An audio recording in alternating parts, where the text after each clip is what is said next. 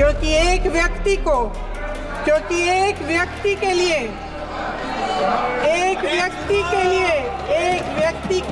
सब कुछ बदला जा रहा है। दुख की बात यह है कि मेरे सत्ता पक्ष के साथी जो बहुत बड़ी बड़ी बातें करते हैं, इन्होंने इन 10 सालों में यह सुरक्षा कवच, सत्ता पक्ष के मेरे साथियों ने ये सुरक्षा कवच तोड़ने का पूरा प्रयास, हमारे देश के करोड़ों देशवासियों के संघर्ष में, अपने अधिकारों की पहचान में, इनकी कठिन से कठिन परिस्थितियों से लड़ने की अपार हिम्मत में और देश से न्याय की अपेक्षा में हमारे संविधान की ज्योत जल रही है। अगर लोकसभा में ये नतीजे नहीं आए होते तो ये संविधान बदलने का काम भी शुरू कर लेते। सच्चाई ये उन्होंने HAL, BHEL, SAIL, GAIL, ONGC, NTPC, railways, IIT, IIM, oil refineries, तमाम PSU बनाए। कांग्रेस और UPA की सरकारों में शिक्षा का, भोजन का अधिकार मिला। 75 सालों में जनता का भरोसा मिला।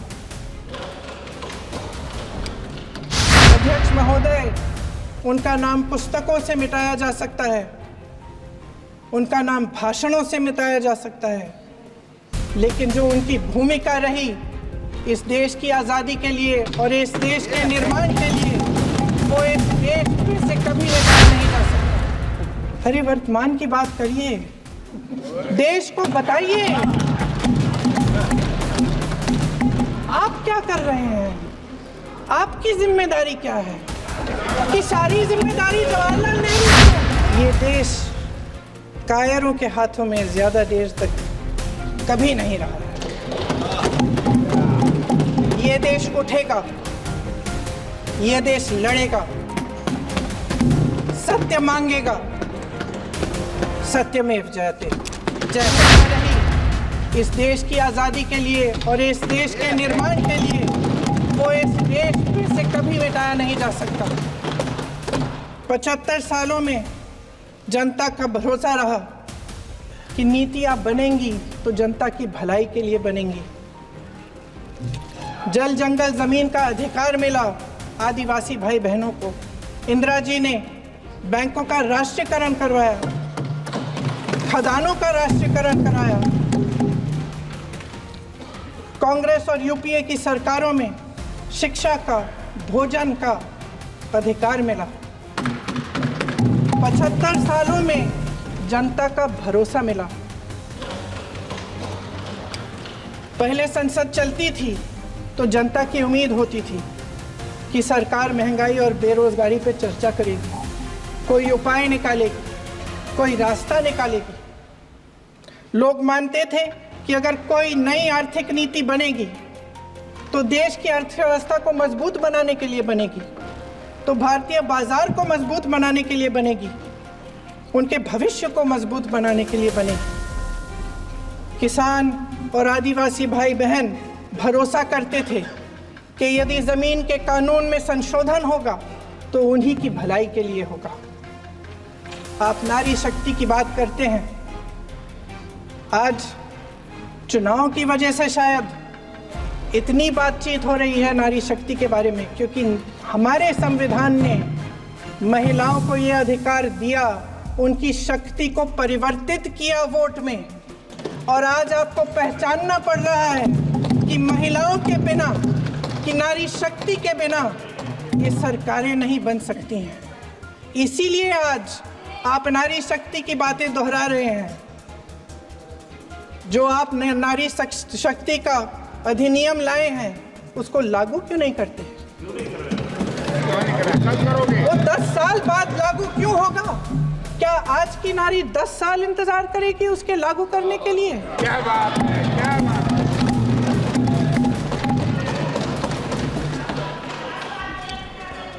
आज संसद में बैठे हुए सत्ता पक्ष के मेरे साथी ज़्यादा से ज़्यादा अतीत की बातें करते हैं। सन 1921 में क्या हुआ, कब हुआ, नेहरू जी ने क्या किया, अरे वर्तमान की बात करिए, देश को बताइए आप क्या कर रहे हैं, आपकी जिम्मेदारी क्या है, कि सारी जिम्मेदारी जवाहरलाल नेहरू की है। अध्यक्ष महोदय जी, ये सरकार आर्थिक न्याय का सुरक्षा कवच तोड़ रही है। आज संसद में बैठी ये सरकार बेरोजगारी और महंगाई से जूझ रही हमारी जनता को क्या राहत दे रही है। कृषि के कानून भी बड़े बड़े उद्योगपतियों के लिए बन रहे हैं। सही एमएसपी को छोड़िए, डीएपी तक नहीं मिल रहा है।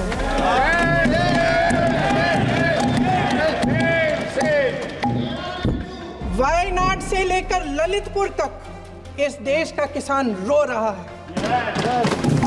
आपदा आती है तो उसको कोई राहत नहीं मिलती। भगवान भरोसे है आज इस देश का किसान, उसको छोड़ दिया गया है। आज हिमाचल में देखिए, जितने भी कानून बने हैं वो सब बड़े बड़े उद्योगपतियों के लिए बन रहे हैं। हिमाचल में जो सेब उगता था, उसके जो छोटे छोटे किसान हैं वह रो रहे हैं, क्योंकि एक व्यक्ति के लिए सब कुछ बदला जा रहा है। सुनने की हिम्मत रखो। मैं अध्यक्ष महोदय जी, अध्यक्ष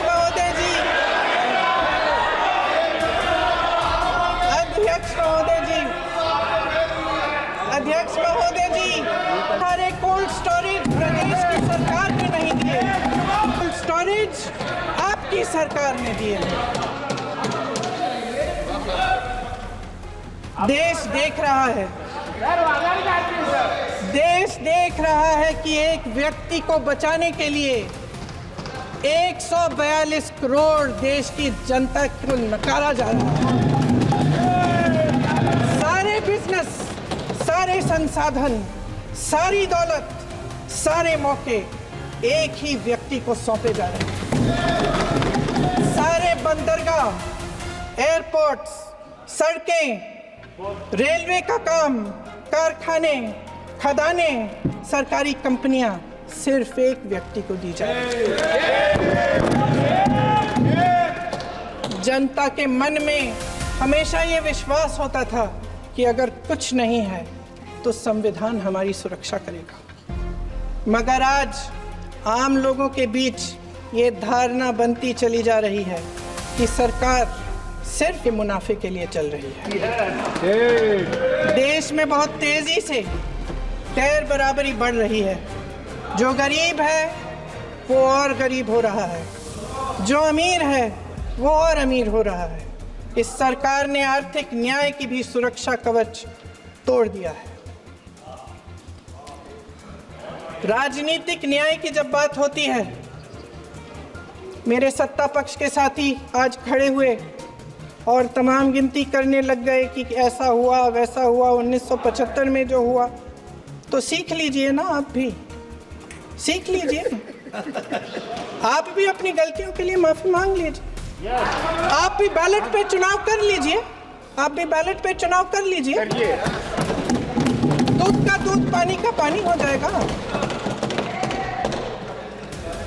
आप राजनीतिक न्याय की बात करते हैं, सरकारों को पैसों के बल पर गिरा देते हैं।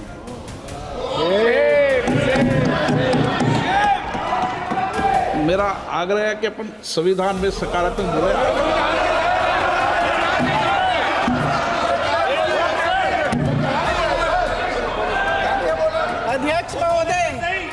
अध्यक्ष महोदय, सत्ता पक्ष के हमारे साथी ने एक उदाहरण दिया उत्तर प्रदेश की सरकार का, तो मैं भी एक उदाहरण दे देती हूँ महाराष्ट्र की सरकार का।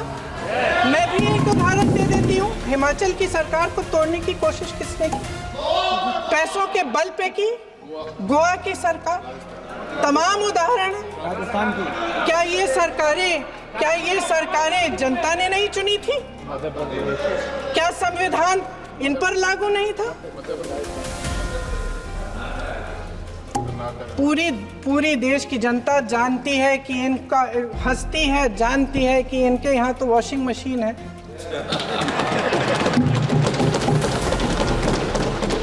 तो यहाँ से वहाँ जाता है, वो धुल जाता है। इस तरफ दाग, उस तरफ स्वच्छता। और मेरे कई ऐसे साथी हैं जो इस तरफ होते थे उस तरफ चले गए, मुझे दिख भी रहे हैं, वॉशिंग मशीन में शायद धुल गए हैं। अध्यक्ष महोदय, जहां भाईचारा और अपनापन होता था, जहां हमारे संविधान ने एकता का सुरक्षा कवच दिया था, वहां शक और घृणा के बीज बोए जा रहे हैं। एकता का सुरक्षा कवच तोड़ा जा रहा है। प्रधानमंत्री जी यहाँ सदन में संविधान की किताब को यूं माथे से लगाते हैं, लेकिन संभल में, हाथरस में, मणिपुर में जब न्याय की गुहार आती है, उठती है, तो उनके माथे पे शिकन तक नहीं आता।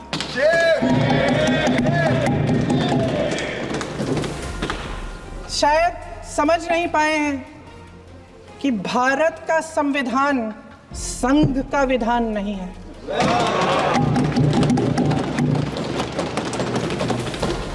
भारत के संविधान ने हमें एकता दी, हमें आपसी प्रेम दिया।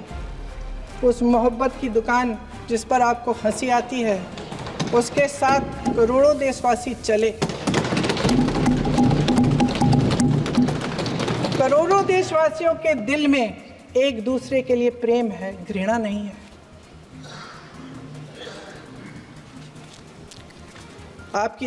इनकी जो विभाजनकारी नीतियां हैं, उसका नतीजा हम रोज देखते हैं। राजनीतिक फायदे के लिए संविधान को छोड़िए, देश की एकता को भी ये रख नहीं सकते, इसकी सुरक्षा नहीं कर सकते। हमने संभल में देखा, मणिपुर में देखा। दरअसल इनका कहना है कि अलग अलग, इस देश के अलग अलग हिस्से हैं। कैमरा। लेकिन हमारा संविधान कहता है कि ये देश एक है और ये देश एक रहेगा।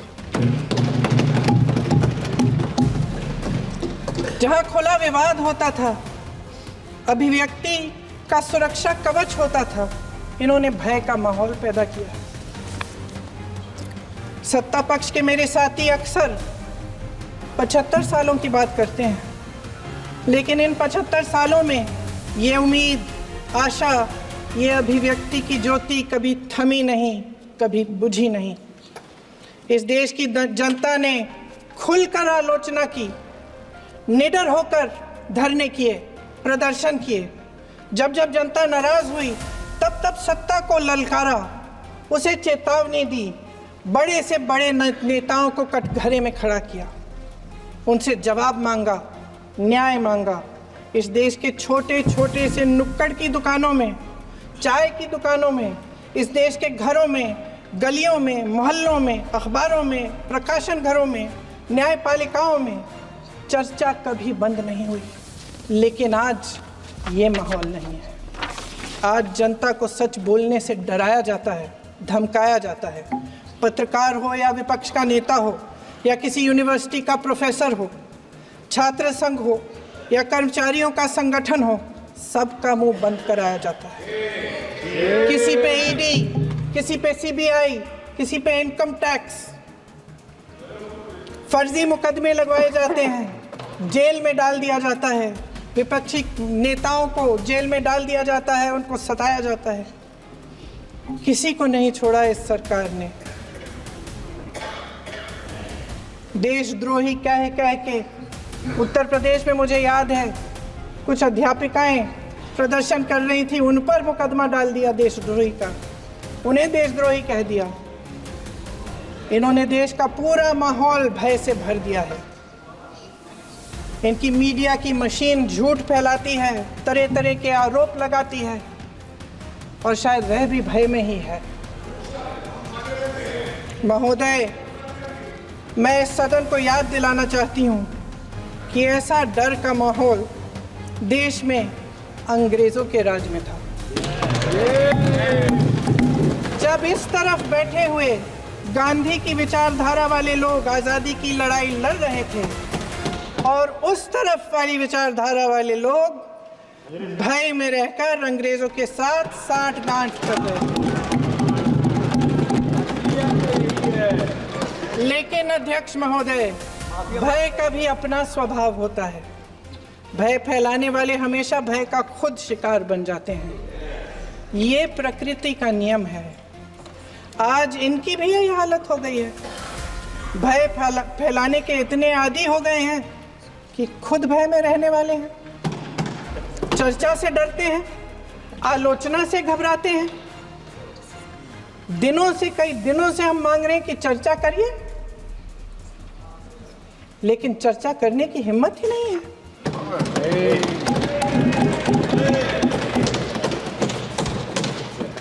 एक कहानी होती थी अध्यक्ष महोदय, शायद बचपन में आपने भी सुनी होगी। राजा भेष बदलकर बाजार में आलोचना सुनने जाता था। ये सुनने जाता था कि प्रजा मेरे बारे में क्या कह रही है, मैं सही रास्ते पे चल रहा हूँ कि नहीं। लेकिन आज का राजा, भेष तो बदलते हैं आज के राजा, शौक तो है उनको भेष बदलने का, लेकिन न जनता के बीच जाने की हिम्मत है और न आलोचना सुनने की। महोदय, मैं तो सदन में नहीं हूं।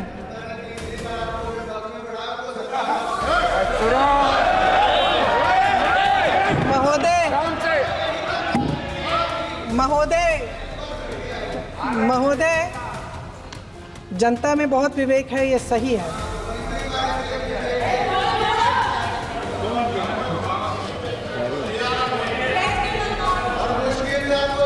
अच्छा महोदय, मैं सदन में नहीं हूँ।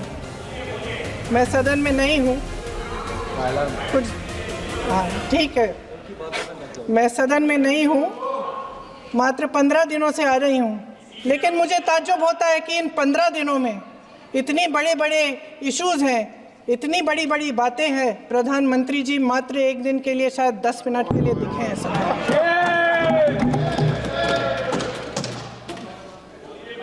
बात यह है अध्यक्ष महोदय जी कि ये देश भय से नहीं, साहस और संघर्ष से बना है। इसको बनाने वाले देश के किसान, जवान, देश के करोड़ों मजदूर और गरीब जनता है। संविधान इनको साहस देता है। मेहनती मिडिल क्लास है।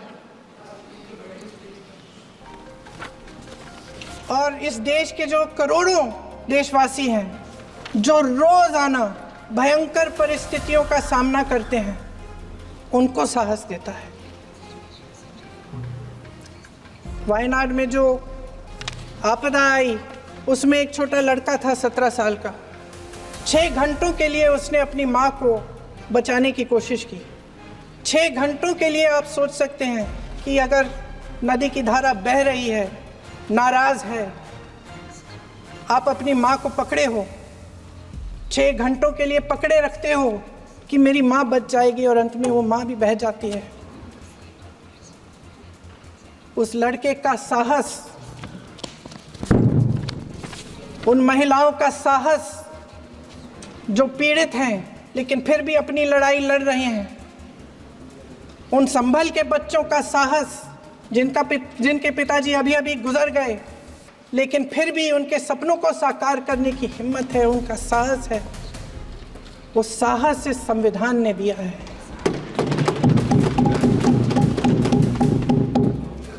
वो आत्मविश्वास इस संविधान ने दिया है। ये देश भय से नहीं चल सकता, ये देश साहस से ही चलेगा। भय की भी सीमा होती है, और जब वो सीमा पार हो जाती है, जब किसी को इतना दबाया जाता है कि उसको लगने लगता है कि अब मुझे मेरे पास खोने के लिए कुछ नहीं है, तब उसमें एक ऐसी शक्ति पैदा होती है जिसके सामने कोई कायर खड़ा नहीं हो सकता। ये देश कायरों के हाथों में ज्यादा देर तक कभी नहीं रहा। ये देश उठेगा, ये देश लड़ेगा, सत्य मांगेगा, सत्यमेव जयते।